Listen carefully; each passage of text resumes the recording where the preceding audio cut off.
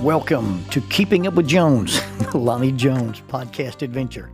You are going to hear the stories from the eclectic life of a guy who is a professional counselor, a family man, a SWAT team chaplain, outdoor enthusiast, a guy involved with ropes, 10th Planet Jiu-Jitsu, a chaotic Jedi, and who is a recipient of an honorary doctorate from the University of Adversity.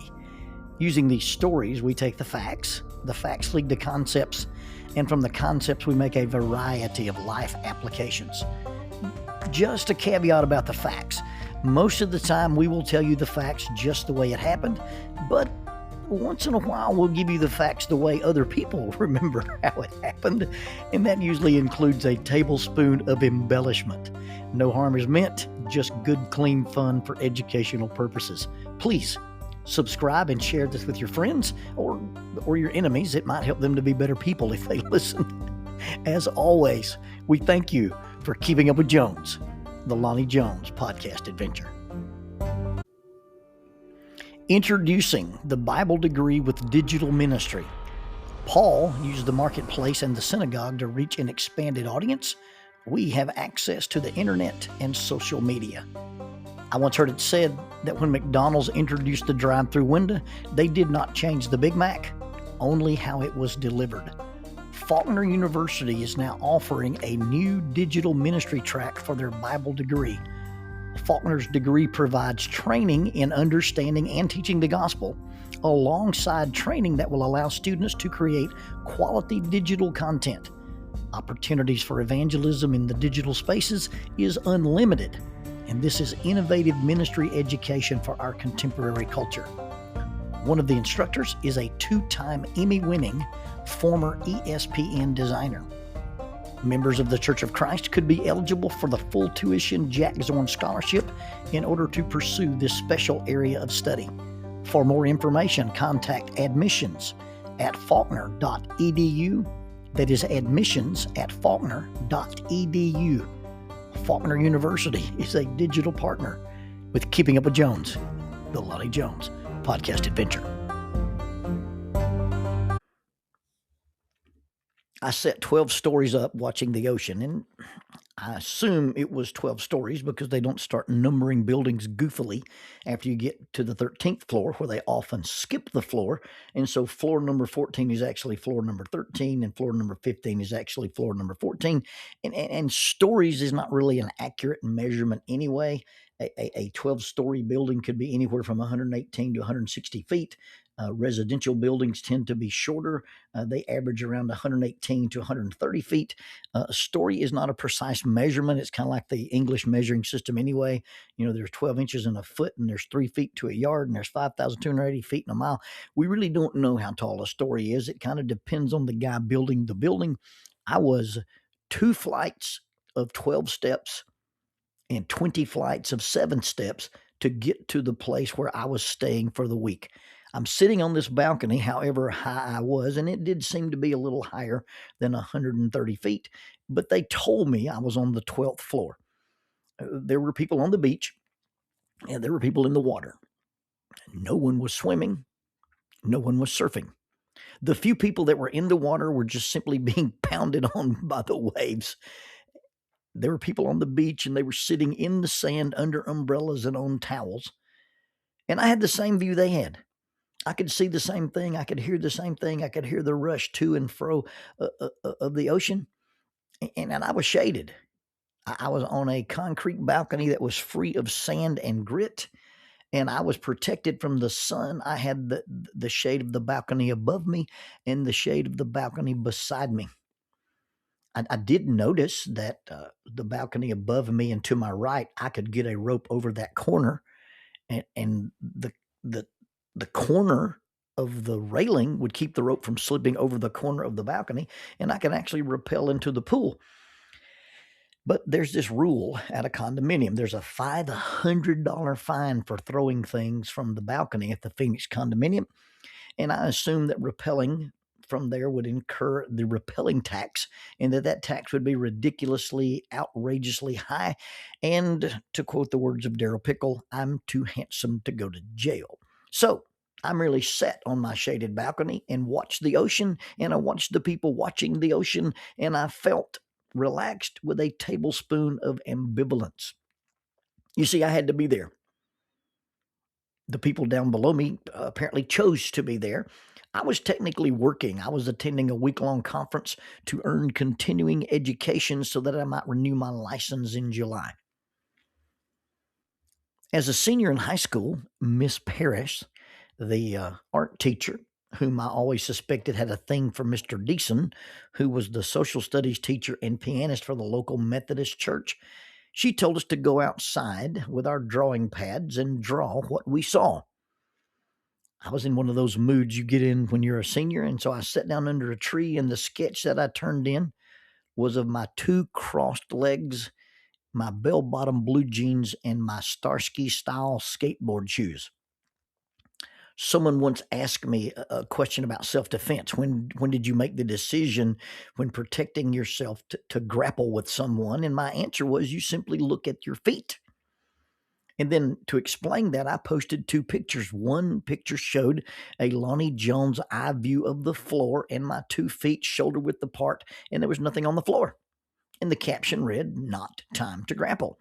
The second picture was of the same 2 feet in the exact same stance, but between the Merrill Chameleon 3 low-top hiking shoes was a .45 automatic with the slide locked back and 3 empty magazines, and the caption simply read, "Time to grapple."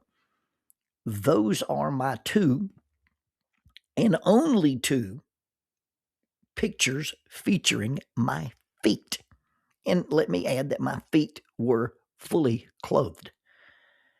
As I sat on the balcony, looking at the ocean, nothing, and I mean nothing, compelled, hinted, argued, urged, swayed, begged, asked, cajoled, or even remotely suggested that a picture of just my feet and the ocean view was anything any human ever wanted to see.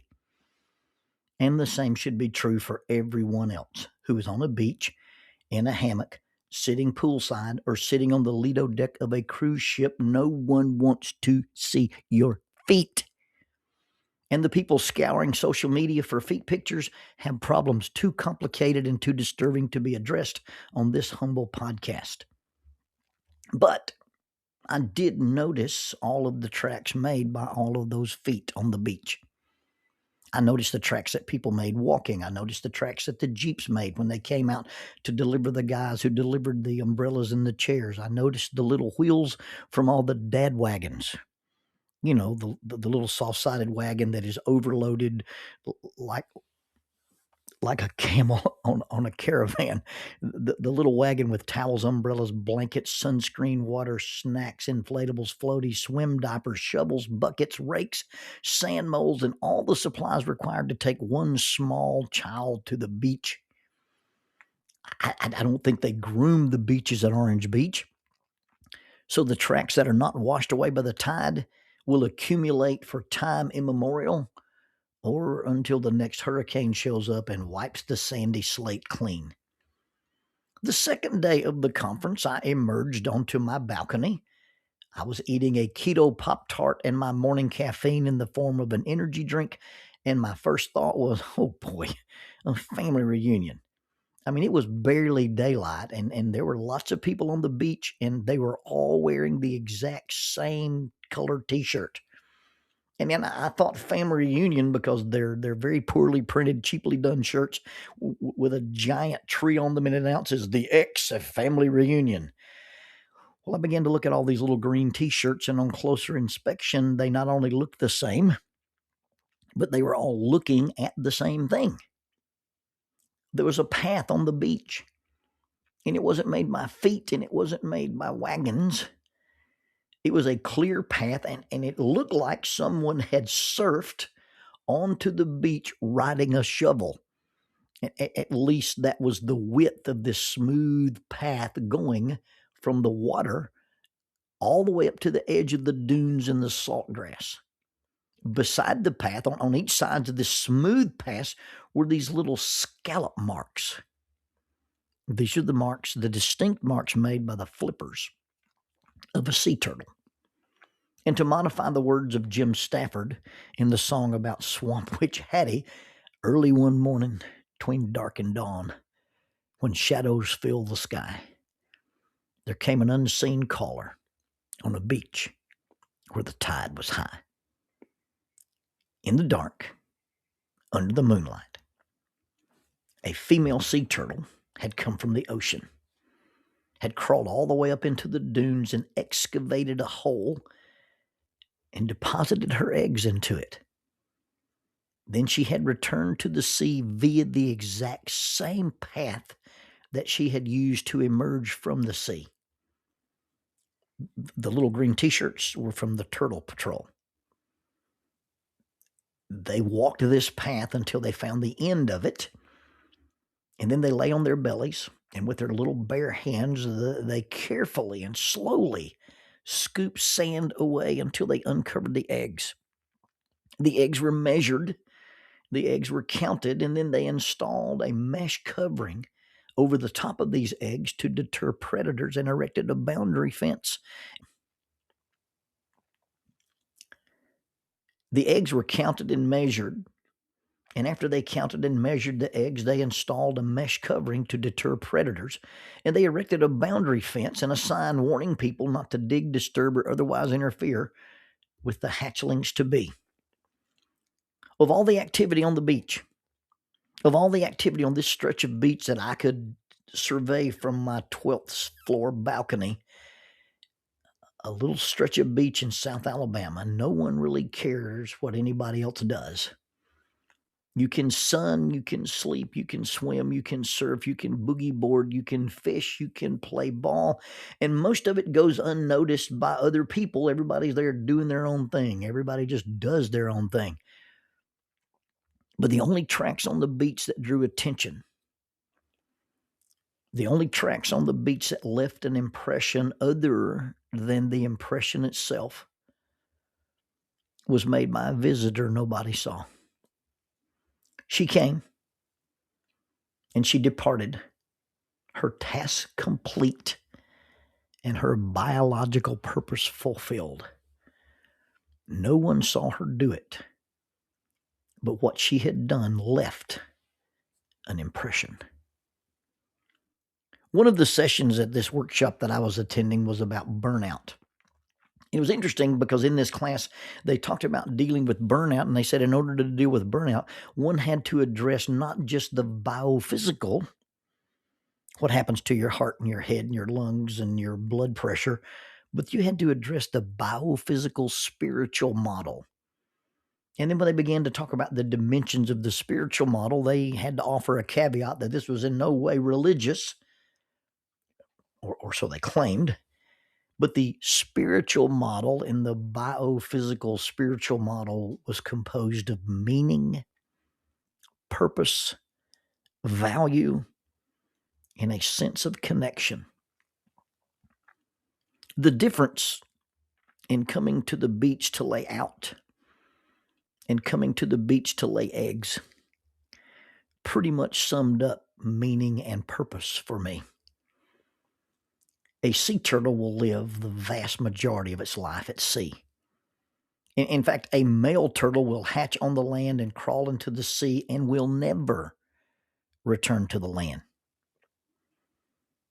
But there's something about that spoke to me. Born on the land, but designed to live in the sea.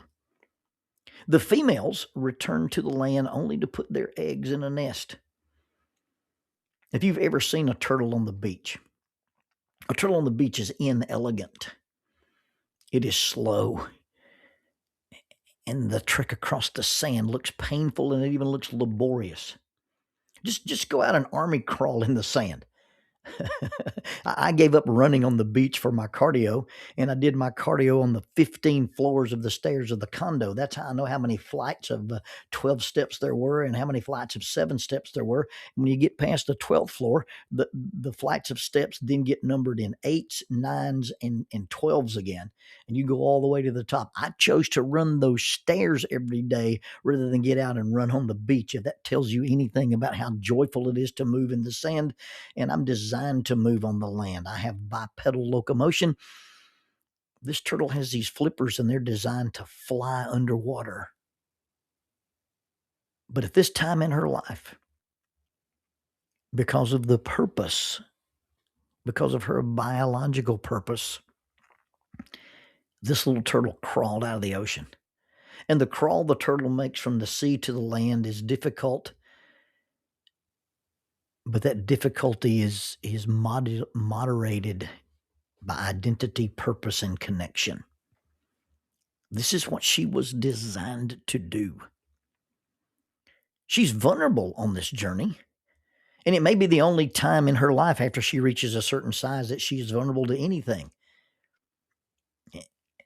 And resilience, not burning out, not giving up, not quitting, resilience then is not defined by what we do, but rather why we do it. Meaning, value, and purpose. When we lose the meaning, or what we do has no value, and we don't understand or we don't remember the purpose, we will quit. Or we will quit working at whatever it is. Meaning, value, and purpose, when they get occluded, they get clouded, they get unable to see or remember or define, when we forget about others and we only think about ourselves, it's easy to burn out. It's easy to burn out on a job, on a marriage, on ministry, as a police officer, as a parent, when it becomes about us rather than about our values, about our meanings, and about our purpose. The arduous trail, the marks of the turtle dragging herself out of the ocean onto the land, was marked not by her enjoyment of the beach, but a purpose that drove her from within, that she would venture onto a beach and be exposed, if she doesn't get back in time, to the sun, exposed to the sand, and exposed to anything or anyone that found her and could have easily caught her. And she exposed herself to those things because this was the only place she can lay her eggs. The only place she can lay her eggs is on land, and her trek had a purpose. Now, a turtle probably doesn't operate on meaning and value, but just on a purpose driven by instinct. And maybe there's a connection. You see, they don't lay eggs on just any beach, and they don't nest on every beach. I'm not sure what biological processes bring them to certain beaches, but they often return to the exact same beach, if not within a few hundred yards of where they were born, where they were hatched. That's a connection to this location with the Earth's magnetic field, driven by what scientists call natal homing. But the connection to the purpose of this location is clear. At one time, generations of turtles before, it was proven to be a safe nesting site. And after decades at sea, this turtle has returned to her nest in order to nest. And yeah, they probably don't do it because of meaning and value, but an innate connection and instinctual purpose. And that purpose is simply to give the world more turtles. We are different. We can choose to do, and we can choose not to do. We can go through the motions. We can play a part, pretend at a marriage, pretend at a friendship, pretend at citizenship. We can pretend at a job, and we can go through our lives and just simply collect a check. Or we can do what we do because of meaning, purpose, value, and connection. The why is greater than the what. If the what or the whatever overshadows the meaning and purpose, the why, then we begin to think more about the sand, the sun, the threats, the crawling pace, and forget about the generations of turtles before us and the generations of turtles after us, or the generation that we just put in place. When the what takes focus over the why, burnout, will follow. If you're too tired to continue, if it's too difficult, if the crawling has gotten to you, and if it's just too hard to keep going, if you've lost your enjoyment, stop thinking about getting out or what you get out of it, but just think about the path you leave in the sand. And think about what that path says about why you came to this particular beach in the first place. We are supposed to be doing something here. We leave an impression in the sand long after we leave. And will that impression that we leave have meaning, value, and purpose? Our journey should not be driven by animal instinct or mere response to stimulus, pleasures and trauma and triggers and disappointments and discouragements. We don't just react to the tides of life, but we ride them. We rise above them. You see, we're on a journey. And remember that we too are designed to return home after our long journey is over. We are spirits, but we're born on the sand.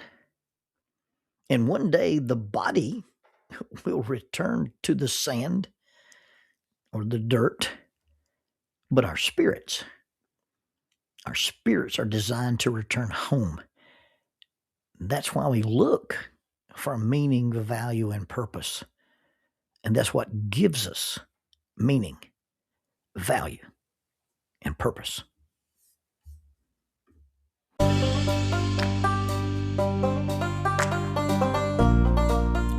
Using the tool of shortwave radio, World Christian Broadcasting literally covers the world every day with the gospel. They use 2 large curtain antennas. One is located in Anchor Point, Alaska, and the other in Madagascar. They send out messages that are recorded at their international home in Franklin, Tennessee. They make available 40 hours of broadcast every day. The broadcasts are made in English, Chinese, Russian, Spanish, Portuguese, Korean, English for Africa, and Arabic. They would love for your group to visit them. You can bring your ladies group, your youth group, or your men's group. Just give them a call at 615-371-8707, 615-371-8707, or you can go to 3Ws.worldchristian.org, find the Donate Here button, and make a financial contribution to support this work that literally covers the world every day with the gospel. World Christian Broadcasting, in cooperation with Keeping Up with Jones, the Lonnie Jones podcast adventure.